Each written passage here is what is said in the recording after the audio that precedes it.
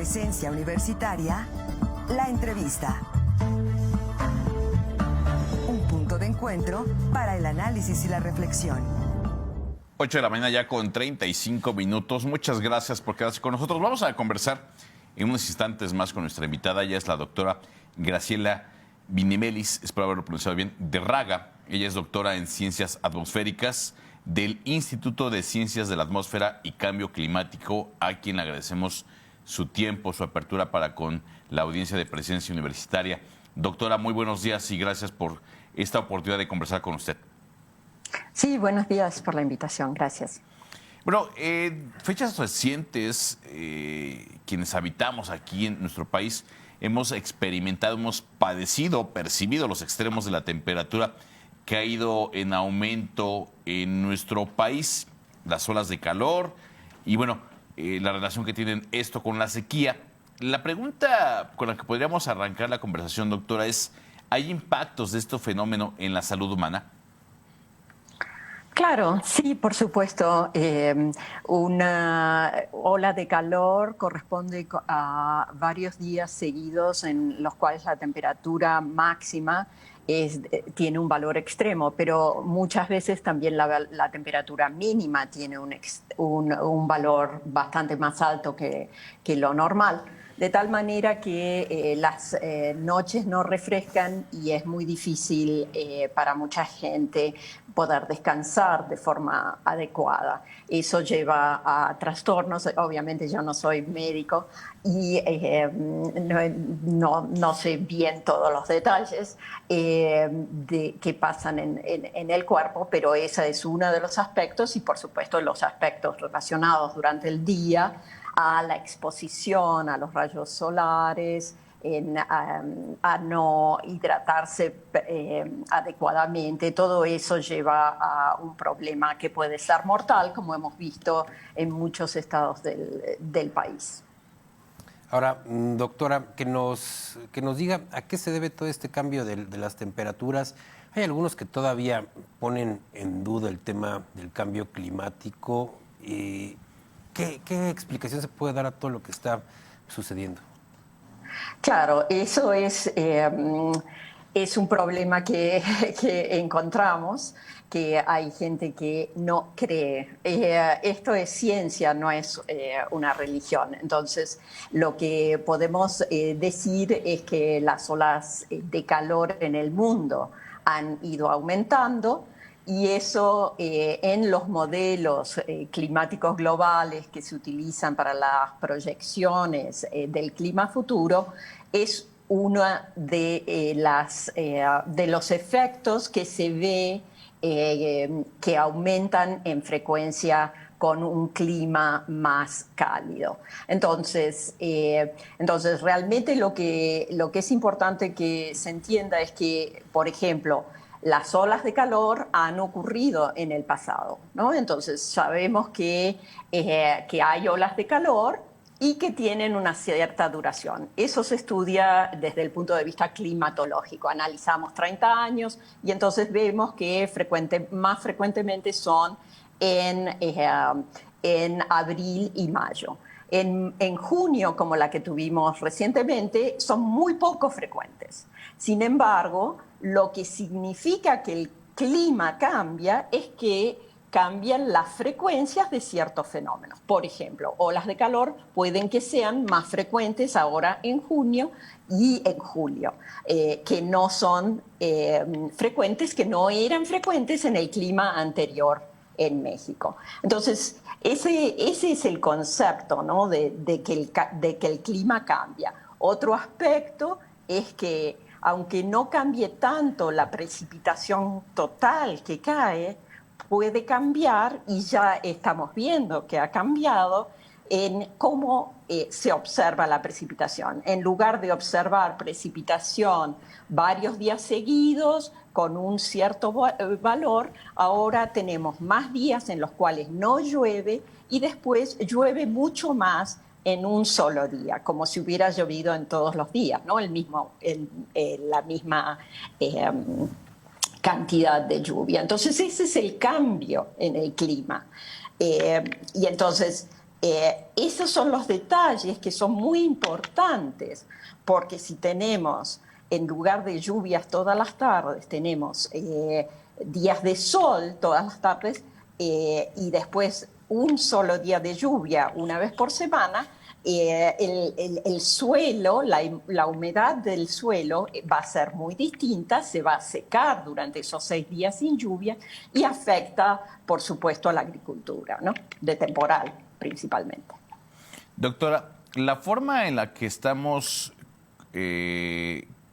construyendo desde la óptica urbana, la forma en la que se crean ciudades, la forma en la que se desarrollan las metrópolis con estas grandes planchas de concreto, ¿es un factor que incide directamente en estas olas de calor que estamos ya percibiendo con una gran intensidad en los últimos meses? Eso es un punto muy interesante porque independientemente de que haya o no ola de calor, las zonas urbanas tienen algo que se denomina isla de calor.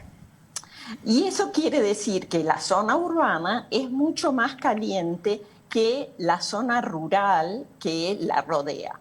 Y eso se nota principalmente en las temperaturas mínimas. Y eso también ha sido estudiado por el doctor Jauregui, ya fallecido en nuestro instituto, así como las olas de calor, ¿no? Las islas de calor, casi todas las ciudades en México, más de 500.000 habitantes o incluso más de 200.000 habitantes, podemos decir que aunque no se hayan estudiado científicamente, van a tener una isla de calor, perdón. Es decir, que el centro de la ciudad, como usted indicaba, por el tipo de construcciones que tenemos, por el asfalto, por la reducción en vegetación, induce un microclima que es más cálido que la zona rural que la rodea. Por eso es tan importante en la planeación urbana reservar áreas verdes, áreas con agua, lagunas y demás, parques que tengan muchos árboles que proveen ese microclima más favorable para la vida humana y para también los ecosistemas y que puedan refugiarse dentro de estas grandes urbes y sentir menos el calor en esos lugares reservados para que haya más sombra, más fresco debido a la evaporación del agua y a la evapotranspiración de la vegetación. Doctora, por ahí escuchaba que señalaban hoy los medios de comunicación deberían de estar centrados en este tema del cambio climático, en el tema del medio ambiente. Desde su punto de vista, ¿qué tan urgente, qué tan trascendente tiene que ser hoy este tema? ¿Es el tema principal en el cual debería estar centrado el ser humano en estos momentos? Bueno, no me atrevería a decir un tema central, pero es un tema que desde hace 30 años los científicos hemos venido insistiendo que está ocurriendo. Sin embargo, obviamente la gente tiene un problema en pensar a largo plazo y hay muchas cuestiones urgentes que resolver. Entonces, en ese sentido, es entendible. Sin embargo, año tras año hemos venido insistiendo que esto está ocurriendo y que va a ocurrir. Y entonces cada año que dejamos pasar, la situación se vuelve más preocupante. Porque, bueno, hace 30 años si hubiéramos dicho íbamos a tener olas de calor en junio, la gente iba a decir, no, bueno, ya veremos cuando llegue. Pero ahora que están acá, que han causado tantas muertes totalmente evitables, es un problema urgente y entonces se entiende que hay que hacer algo como gobiernos, como sociedad en todo el planeta. Es un poco preocupante también que aunque casi todos los países del mundo firmaron el Acuerdo de París para mantener la temperatura promedio global solo 1.5 grados comparado con la era preindustrial, estamos viendo que las emisiones siguen aumentando. Es decir, que los países se comprometen de palabra a cumplir esos compromisos y sin embargo a la hora de la práctica vemos que no los cumplen. Eso ahora cada vez es más difícil de que puedan esconder las emisiones, porque desde satélite hay montones de sensores que determinan las concentraciones y pueden ver las fuentes puntuales de emisiones. Entonces, es muy difícil esconderse diciendo que están cumpliendo sus metas cuando realmente sabemos que no es así.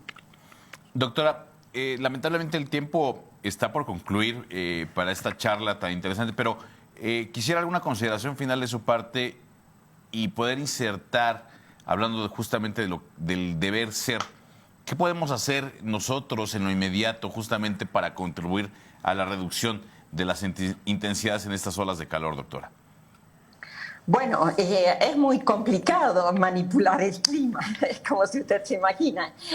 También es muy complicado manipular las nubes, ¿no? Hemos visto varios intentos de hacer llover artificialmente y demás.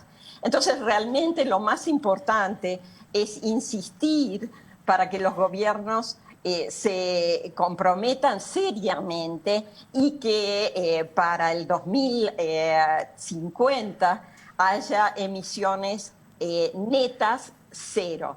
Eso quiere decir que las emisiones tienen que reducirse tanto para que los sumideros, los factores naturales que remueven el dióxido de carbono de la atmósfera puedan cumplir su función. Hemos sacado al planeta de un balance con las emisiones desmedidas. Entonces, necesitamos que haya un compromiso real y para nosotros debemos insistir, como sociedades, debemos insistir que los gobiernos cumplan eso para poder revertir el clima que estamos empezando a vivir y que es preocupante y causa incluso muertes, ¿no? Entonces debemos empezar a tomar conciencia de que problemas con el clima se traducen en problemas de disponibilidad de alimentos, porque va a haber problemas, ¿no? en la agricultura, problemas en el agua y también problemas en términos de salud humana y, por supuesto, de la salud de los ecosistemas que son indispensables para nuestra vida en el planeta también. Doctora, le agradecemos mucho esta oportunidad de poder conversar con usted y ojalá podamos hacerlo en un futuro inmediato en un tema tan importante como es justamente el clima, las ciencias de la atmósfera y el cambio climático, doctora. Muchas gracias. No, gracias a ustedes. Gracias a la doctora Graciela Binimelis de Raga por haber estado con nosotros. Pausa y regresamos con más.